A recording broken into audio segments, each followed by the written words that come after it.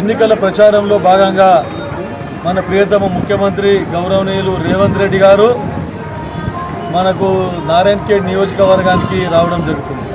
Zaheerabad parliament నియోజకవర్గంలో భాగంగా ప్రచారంలో భాగంగా ఈ సభ నిర్వహించడం జరుగుతుంది.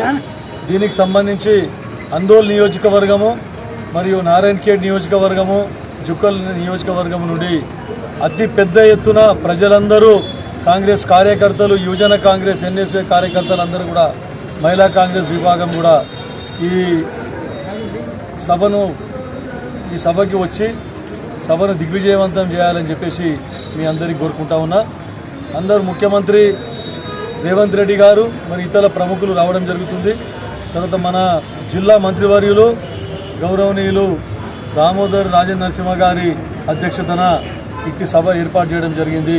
కాబట్టి దీనికి గతంలో కూడా నేను ఎలక్షన్లో గెలవక ముందు ప్రచారంలో భాగంగా పిసిసి అధ్యక్షులుగా ఉన్నప్పుడు రేవంత్ రెడ్డి గారు ఇక్కడికి నారాయణఖేడ్కు రావడం జరిగింది.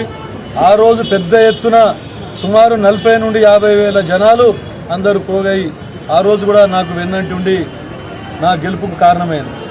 ఈరోజు కూడా మన ఎంపీ అభ్యర్థి సురేష్ కుమార్ షెట్కార్ గారు జైరాబాద్ పార్లమెంట్ నుంచి కంటెస్ట్ చేయడం జరుగుతూ ఉంది.